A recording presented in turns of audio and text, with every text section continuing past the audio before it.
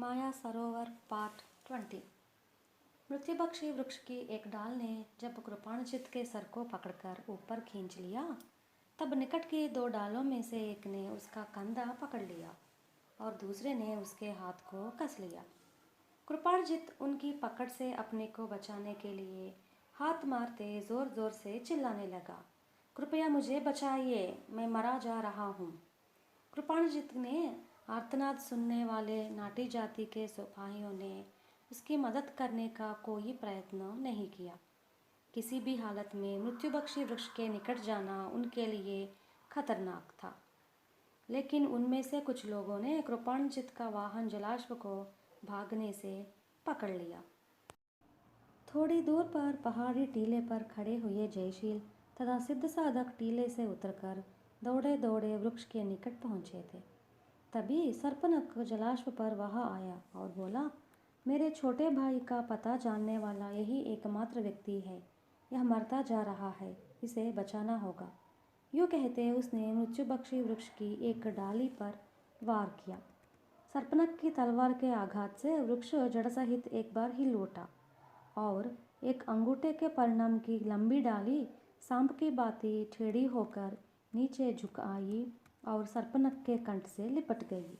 सर्पनख चिल्ला उठा, हे माया शरोवेश्वर, मुझे बचाओ। उसकी चिल्लाहट सुनकर जलाश्व भड़क कर भाग गया। उसी वक्त जयशील और सिद्ध साधक एक ही छलांग में वहां पर आ पहुंचे। सिद्ध साधक सर्पनख के दोनों पैर पकड़कर नीचे की ओर खींचने लगा। जयशील ने तलवार खींचकर सर्पनख के गले से लिपटी डाली को एक ही वार में काट डाला। सिद्ध साधक ने सर्पनख का सिर इस तरह पकड़ लिया जिससे उसका सर जमीन से टकराकर फट न जाए। भले ही माया सरोवेश्वर यहाँ पर खुद न आए हो, लेकिन आप दोनों के भीतर प्रवेश करके उन्होंने मेरी रक्षा की है। यूँ जवाब देकर सर्पनख ने मृत्युबक्षी वृक्ष की ओर देखा। वहाँ पर डालों में लटकने वाले कृपाणजित पर दृष्टि पड़ते ही चिल्ला उठा, मेरे छोटे भाई सर्पस्वर का पता जानने वाला मर रहा है, उसे बचाना होगा। यूँ कहते वह वृक्ष की ओर दौड़ने को हुआ। जयशील ने उसका कंधा पकड़कर झकझोर किया। उसी वक्त नाटी जाति की रानी वहां अपने रथ पर आ पहुंची। शंकर सिंह तथा उसके अनुचर हाथ बांधे सर झुकाए रथ के निकट खड़े थे। रानी को देखते ही जयशील ने कहा, तुम्हारी जाति के बीच जो आपसी कलह हुआ, उससे लाभ उठाने की बात सोचने वाले कृपाणजित की इस मृत्युबक्षी वृक्ष ने बलि ले ली है। अब तुम सब लोग आराम से अपने दिन बिताओ, हम अपने रास्ते चले जाएंगे, मगर जाने के पूर्व हम इस मृत्युबक्षी वृक्ष को अग्नि की आहुति देना चाहते हैं। यह अनेक लापरवाह लोगों की जान ले सकता है। सर्पनख की सहायता की हमें ज़रूरत है, इसलिए उसके छोटे भाई के अन्वेषण में अगर वह भयंकर नरवानर हमें दिखाई दिया तो हम ज़रूर उसे मार डालेंगे। उसे मारना नहीं, पालतू बनाकर मैं उसे अपने वाहन के रूप में इस्तेमाल करना चाहता हूँ। अरे आग ले आओ, मृत्युबक्षी वृक्ष को जलाकर राख कर देना है। ये शब्द कहते सिद्ध साधक ने चारों तरफ नज़र डाली। नाटी जाति के 4-5 सिपाही जलने वाले मशालों के साथ आगे आए। सिद्ध साधक एक मशाल अपने हाथ में लेकर दूर से ही उसकी ओर फेंकने को हुआ। तभी पीछे से यह पुकार सुनाई दी, रुक जाओ, अरे पापी, तुम चिरंजीवी मृत्युबक्षी वृक्ष को खाक बना देना चाहते हो, यह काम तुमसे नहीं बन सकता। सिद्ध साधक ने उसके वक्ष पर शूल टिकाकर पूछा, अबे तुम कौन हो? आगंतुक ने सिद्ध साधक की आंखों में निर्भयतापूर्वक देखा, हाथ हिलाते हुए कहा, मैं चिरंजीवी मृत्युबक्षी वृक्ष का पुजारी हूँ। इसके पूर्व तुमने उस वृक्ष पर तलवार का वार किया, उस समय तुमने कोई कर्राहट नहीं सुनी? तुम बहरे तो नहीं? मैं ही कराह उठाता, मगर कराहने का आदेश देने वाली मृत्यु देवी वृक्ष के भीतर समाविष्ट हुई है। मैं उनका पुजारी हूँ, सेवक हूँ। जयशील ने सिद्ध साधक की ओर प्रश्नार्थक दृष्टि दौड़ाई। साधक ने पुजारी के कंधे पर से कुल्हाड़ी लेकर उसके फाल की परीक्षा ली। तब कहा, अरे कमबख्त, आज से मृत्युबक्षी वृक्ष की आयु समाप्त हो गई। उसके पुजारी बने तुम्हारी नौकरी भी समाप्त समझ लो। तुम्हारे हाथ में तेज धारा वाली कुल्हाड़ी है, इसलिए तुम जंगल में कहीं लकड़ी काटकर अपना पेट भर लो। ये शब्द कहते सिद्ध साधक ने जलने वाले मशाल को पेड़ की ओर फेंकने को हुआ। तभी पुजारी ने उछलकर उसका हाथ पकड़ लिया। तब तक यह सारा तमाशा देखने वाला जयशील आगे आया। नाटे पुजारी को पकड़कर बोला, तुम धर्मात्मा हो ना?